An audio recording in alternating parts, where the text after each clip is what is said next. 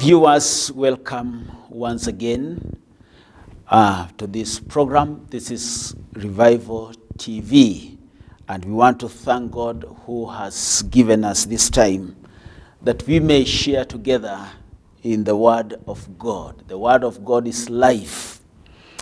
I have been sharing on series on partakers of divine nature. I gave introduction of this quite a while ago when I began this series. And in the second series of this partakers of divine nature, I want to be talking about pursuing divine nature. Pursuing divine nature. Just maybe to recap a bit. I want us to go to 2 Peter chapter 1 verse 3 and verse 4. 2 Peter chapter 1 verse 3 and verse 4. And the Bible says, His divine power has given to us all things that pertains to life and godliness through the knowledge of Him who called us by glory and virtue, by which have been given to us exceedingly great and precious promises, that through this you may be partakers of divine nature. In the previous programs, when I was speaking on this or giving introduction, there are a few things that I mentioned, but as we progress on, I want to let you know that it is by the grace of God that we've been made partakers of this divine nature. When you are talking of divine nature, you are actually bringing in God Himself. You are a partaker of God. Partaking of God, it will also mean you are partaking of the heavenlies. You are partaking of heavenly calling, according to Hebrews chapter 3, verse 1. We are also partakers of Christ. Now, I'm just giving you an overview of when you say you are a partaker of divine nature. What does it mean? It means you are partaking of heavenly calling, according to Hebrews 3:1. It means you are a partaker of Christ. It means you are a partaker of the Holy Spirit. Hebrews chapter 6 verse 4. It means you are a partaker of the inheritance. Colossians chapter 1 verse 7. You know, partakers of His grace. Partakers of His divine nature. And just what we have read in 2 Peter chapter 1 verse 4. Now, this is a privilege. Not only a privilege, it's a great privilege, beloved. When you get to understand who you are when you become a child of God. When a child is born in a home, or a child is, comes in a home maybe by way of birth or by way of adoption. This child belongs to that home. This child has parents. These parents have property. These parents have a home. That home becomes yours also as a child in that home. That home, whatever is there, you are a partaker.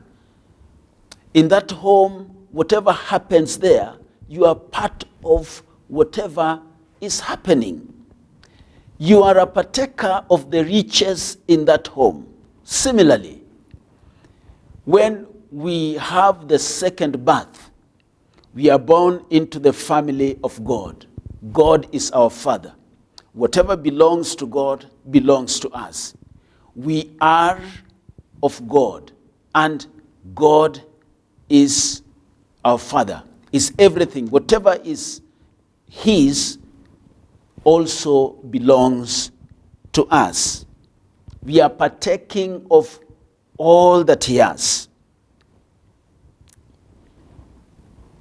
The word partaker means to share in. You are sharing in. It also means you are a partner into it. You are a partaker, you are a partner. In this way, we are partners with God, co-workers with God. It can also mean we participate. We also participate in what is happening. In this sense, we participate in what God is doing.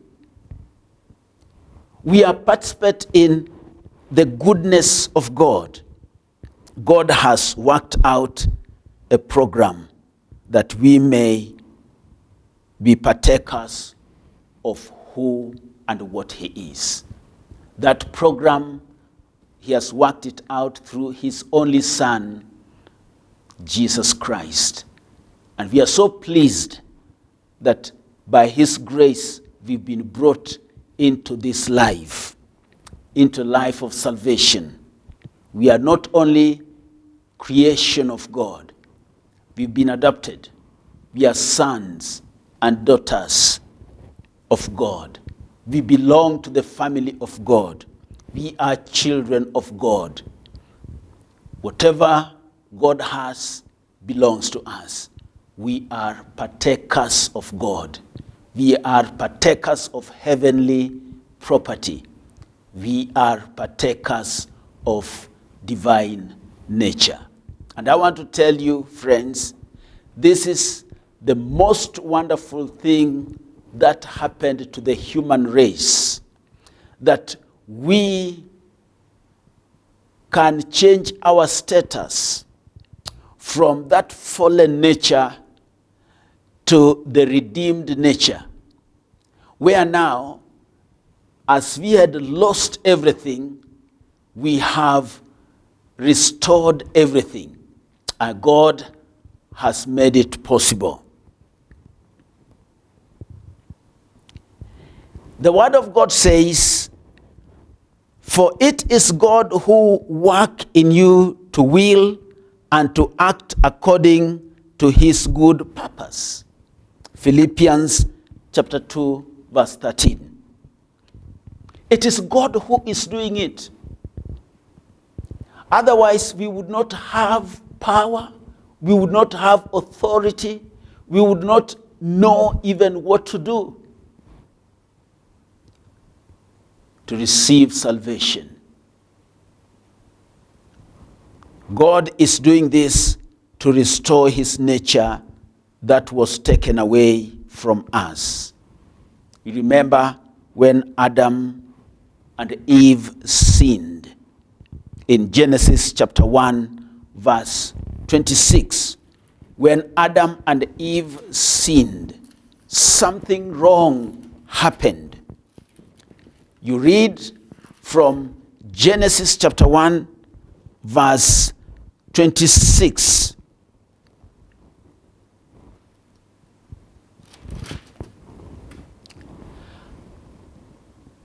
And God said, "Let us make man in our image, after our likeness, and let them have dominion over the fish of the sea, and over the fowl of the air, and over the cattle, and over all the earth, and over every creeping thing that creepeth upon the earth." So God created man in His own image. In the image of God created He him. Male and female created he them. You see, God created us in our image, in his image, sorry. He created us in his image to be like him, to look like him. He created us to rule, to dominate. He gave us a dominion to dominate, to rule. But when man sinned, then all that was lost. We lost everything. By doing this, he put something of his character and nature in us. When he desired that we may be like him, and created us to be like him, and of course we were like him, he put something of divine nature, something of him in us, because that was his desire. His love to his people is so much that he wants to share all of himself with them. And that is God. He loves us so much. Even the Bible says, for God so loved the world. When he created Adam, he created Eve. He loved them so much. He created them in his own likeness, in his own image. Can you imagine? You are created in the likeness of God, in the image of God. It is in his presence that you can partake of his rich influence. When he created you, he wanted you to remain in his presence, that you may be influenced by his presence and that you may influence the environment around you. God had a plan. God had a purpose. God had an intention when he created man. And when I'm talking about man, I'm talking about you. When I'm talking about man, I'm not talking about that person somewhere else. It's about you.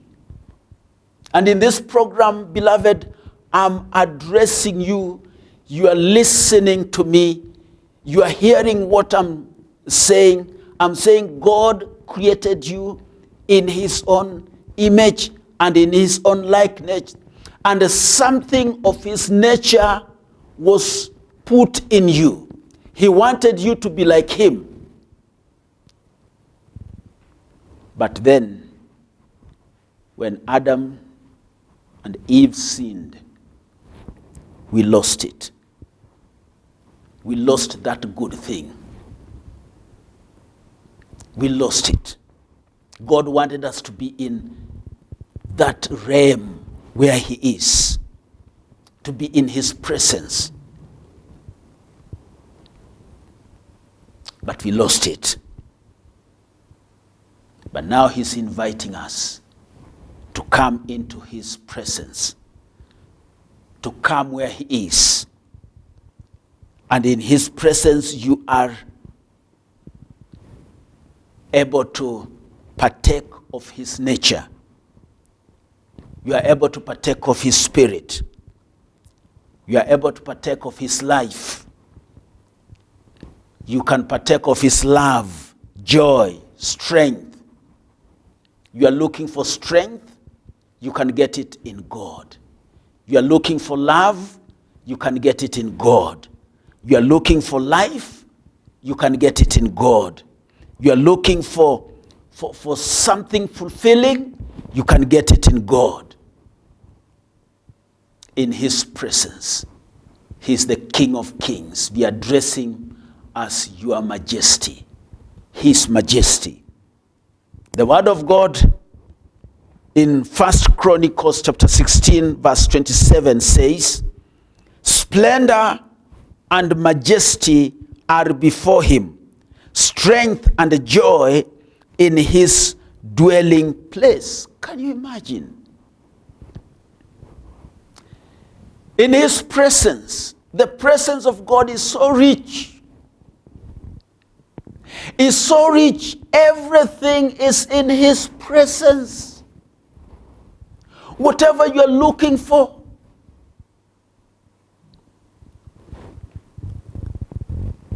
whatever is disturbing you, whatever you are longing for, beloved, these things you can find in the presence of God. In the presence of God, there is fullness of joy. Some of you have never known joy. Maybe you are a believer, but your life has been life of troubles. Well, you can go through troubles, but still experience the joy of the Lord.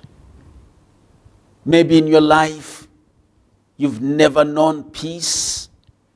Well, it can be trouble around you, but still enjoy the peace of the Lord. One thing I want to tell you in this program is that you cannot go deep into God's presence and come out the same. And this, I'm telling you, the purpose of this program is to help you advance in your spiritual life. The purpose of the program, Partakers of Divine Nature, is to help you discover and get moving on. Get moving on as a Christian. And if you are not a Christian, you are not left out. If you are not a Christian, we want you to know that life cannot be unless you have it in God. That's what we are saying. And so, if you are born again, whether born again today or yesterday, or you are about 30 years in the Lord, this is to help you get moving on. The program on partakers of divine nature. And if you are not born again, you can start that life today. At some point, I would give you an opportunity to give your life to Jesus.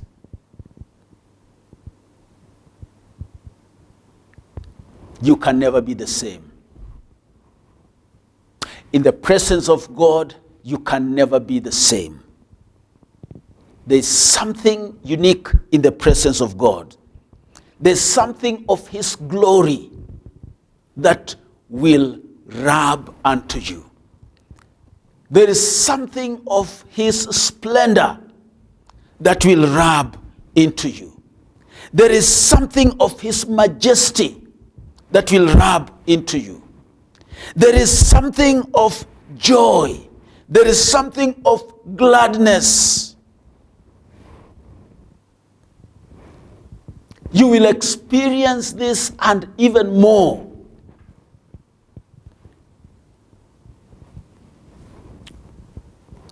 Because of this, you will always come out of his presence enriched in the Spirit. You will come out of his presence filled with the joy of the Lord. Adam and Eve lost his glory. They lost it. They lost the covering of God. They came out of God's covering when they sinned. Whenever you sin, you go far away from God. It's not God going far away from you. It's you going away from God. Sin propels you or drives you away from the presence of God. Adam and Eve sinned. They lost everything. They lost of that goodness of God. They lost the nature of God. They lost spiritually. And when you lose spiritually, you also lose physically or naturally. They lost it. They lost it. They were running away. They ran away even when no one is following them. They run when they hide, even no one is looking around to see them. That's what happens when you sin. You run when there's no one following you. Some of you are fearful. And somebody asking you why you're afraid. You're afraid maybe you might lose your job. You're afraid maybe about tomorrow. You're afraid about your children. You're afraid you don't know whether or not you'll make it in life. Friends, I want to tell you, that's what sin will drive us to do.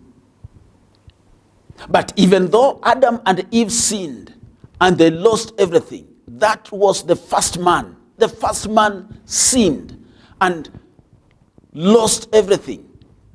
And through them we lost everything because we are all descendants from him. I want to tell you today, God is so gracious. He sent us the second man. His second man, second Adam. Second Adam came with God's program. Oh, hallelujah. God's program. God said, I love man so much. I don't want them to perish.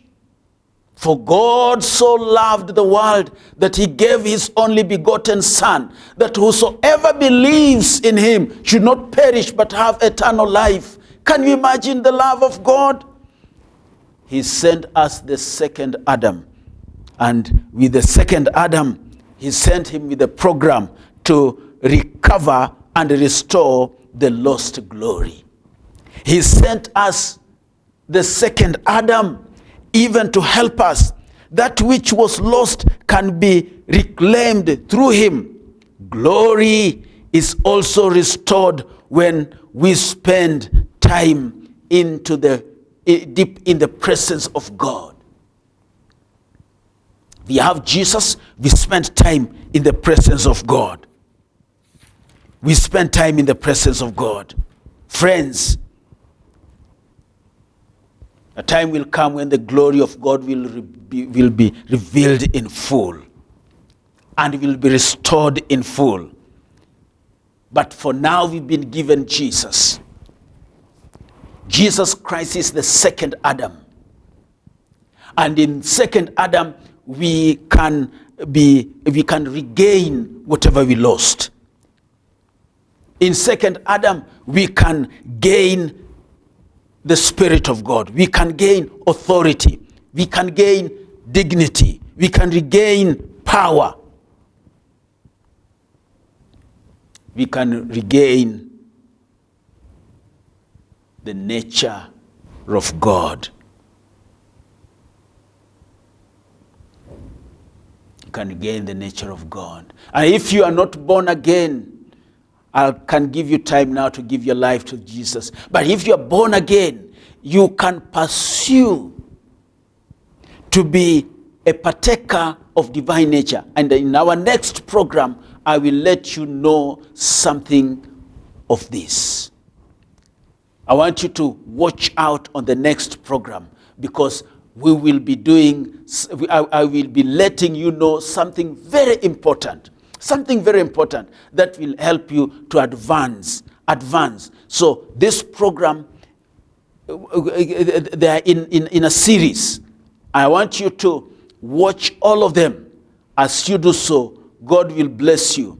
Your Christian life is changing.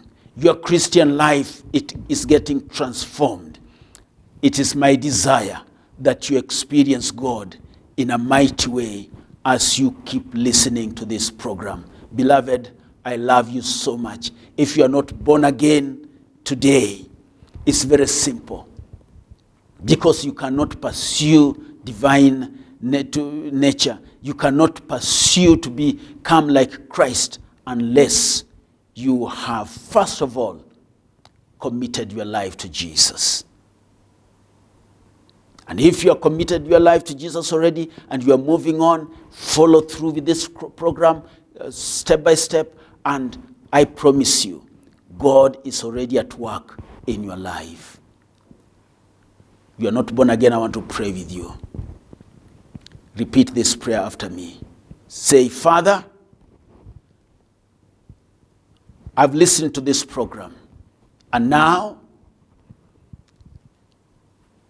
I repent my sins.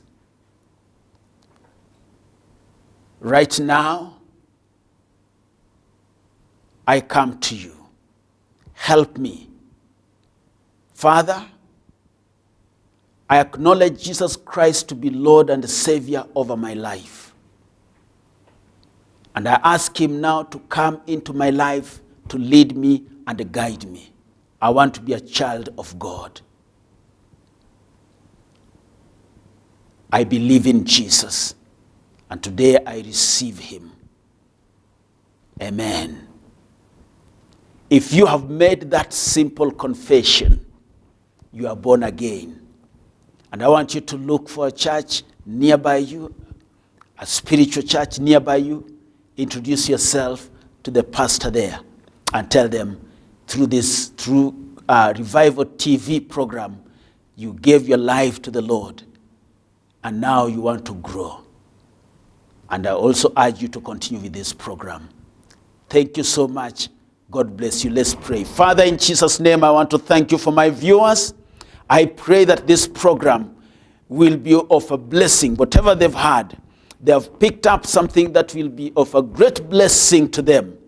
And I pray that, Father, you give them time to continue with this series, that they may build on their Christian life. I thank you and I bless you. In Jesus' name we pray. Amen. God bless you so much, and we see you again next time in the next program. I love you. God bless you. Amen.